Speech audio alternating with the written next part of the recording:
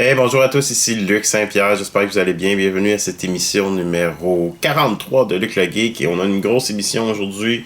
Ça fait quelques semaines que j'ai pas été chercher mes comics, donc j'ai une méchante pile et j'ai 2-3 petits trucs aussi à vous présenter. Donc on va commencer tout de suite. Je vais essayer faire ça le plus rapidement possible, pas trop prendre de votre temps.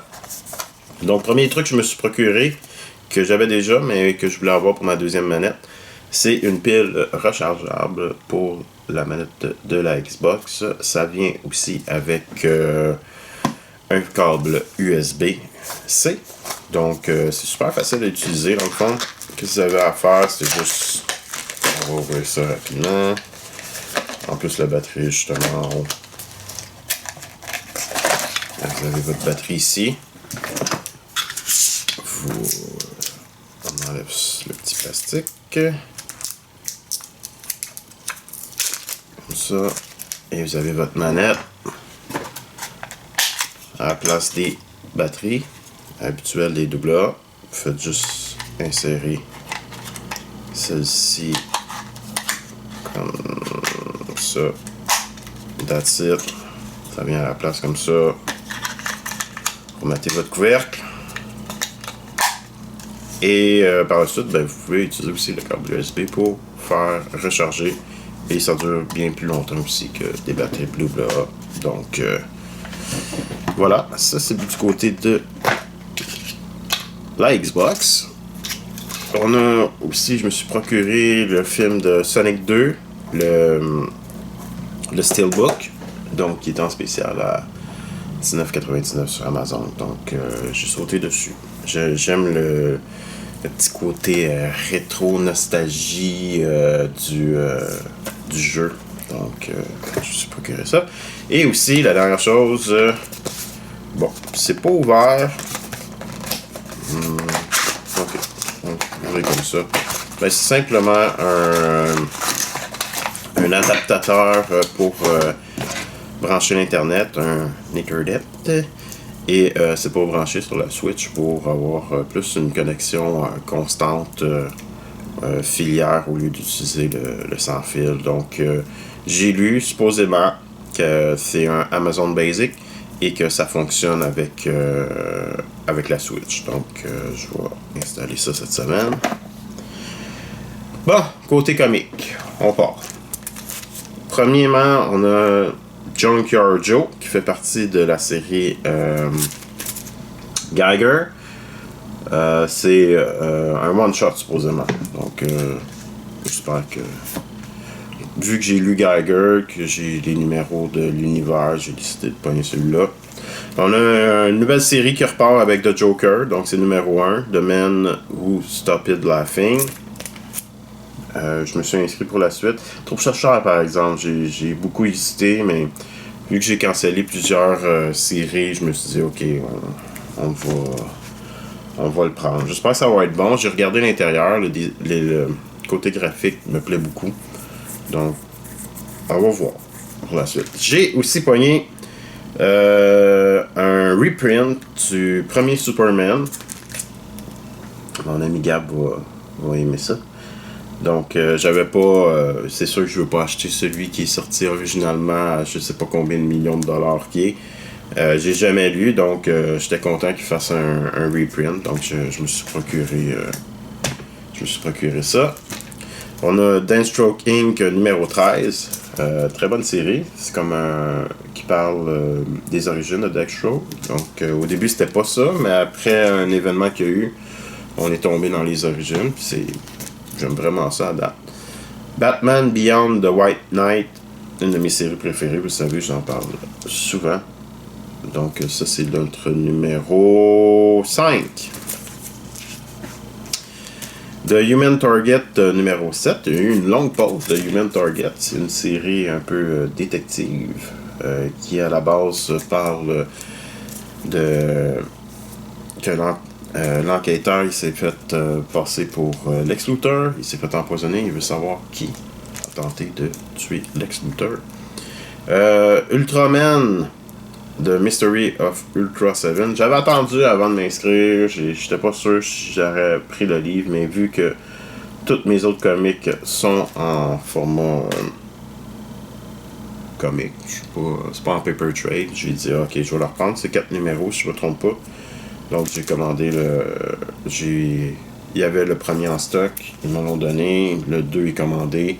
Et le 3 va sortir bientôt.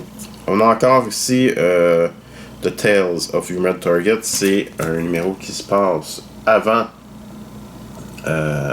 l'histoire principale. Donc, j'ai pogné ça aussi. Ah, on en fait quand même une coupe. On n'a pas fini. Ça, c'est en retard.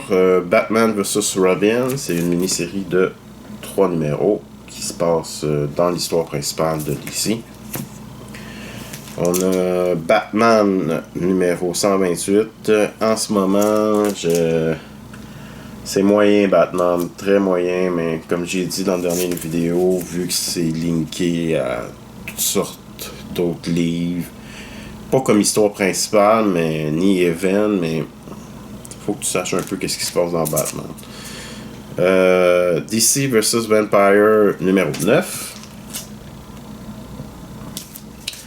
On a aussi Harley Quinn numéro 22, mais c'est terminé pour moi. Harley Quinn, j'ai quitté la série. Il fallait que j'achète ce dernier numéro-là, vu que j'avais des réservations. Donc, ils sont venus quasiment hebdomadaires maintenant pour Harley Quinn. J'en ai parlé un peu. J'aimais plus. L'histoire était à chier du dernier event qu'ils ont fait. Je suis comme. C'est assez.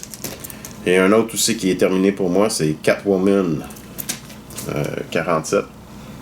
Numéro 47. J'ai décidé de quitter la série aussi. Je suis pas trop. J'ai pas vraiment accroché à Catwoman. J'ai accroché bien plus à Harley Quinn pendant un bon bout. Catwoman, j'ai jamais vraiment aimé ce qui se passait dans les livres. Je t'ai pris, mais j'ai décidé. Ça a pris du temps, mais j'ai décidé d'arrêter. Une de mes séries préférées, Nightwing, on est rendu au numéro 96, toujours heureux de lire. Nightwing, c'est tout le temps un des premiers que je prends dans la pile pour lire.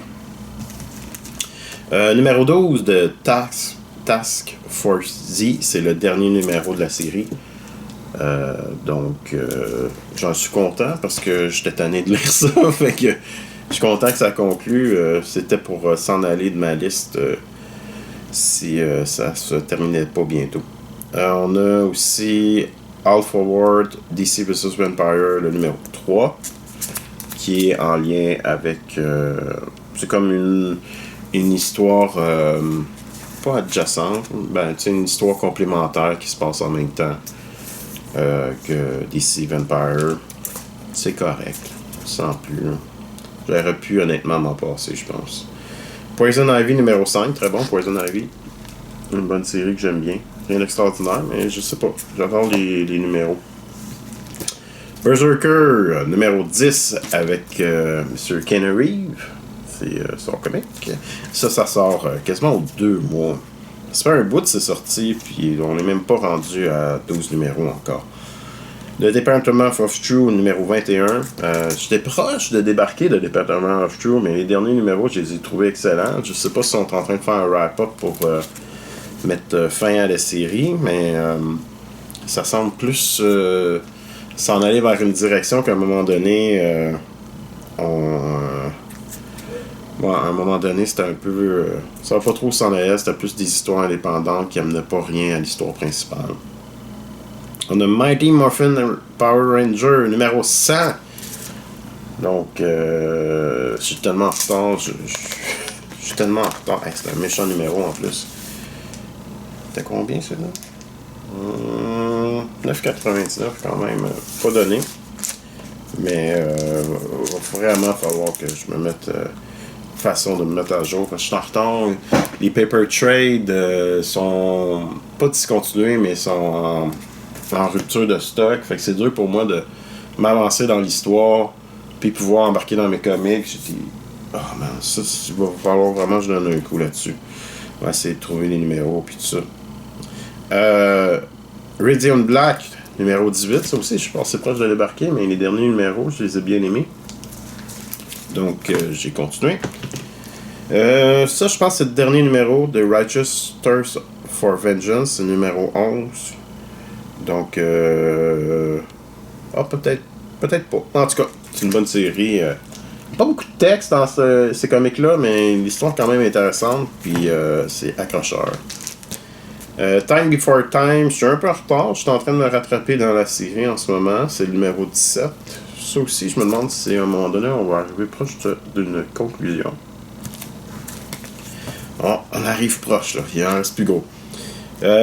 Saturday Morning Adventure Teenage Mutant Ninja Turtle numéro 1, c'est une mini-série de 4 numéros. Et la nostalgia n'a pu. Pas n'a pu, mais. Il a fallu que je le prenne. Le gars. Au crossover comic, il dit Ninja Turtle. Je dis ouais, nostalgia, man. D'habitude, je suis pas abonné à la série principale parce que c'est super en retard, puis je savais pas quoi faire. Mais quand j'ai vu que c'était un clin d'œil nostalgique, je n'ai pas pu résister à ce numéro. Rogue Sun, je suis super en retard dans ma lecture là-dedans. Ça, il va falloir que je m'y attaque pour savoir si je continue. Parce que les numéros n'arrêtent pas de rentrer, mais je sais même pas si l'histoire est bonne. Fait que c'est ça. Fait que beaucoup de lectures à faire cette semaine. J'espère que j'ai pas été trop long dans l'émission. Donc, on se redonne rendez-vous sûrement la semaine prochaine pour d'autres comics ou je sais trop, je ne sais quand. Mais j'espère que vous avez aimé. Bye bye!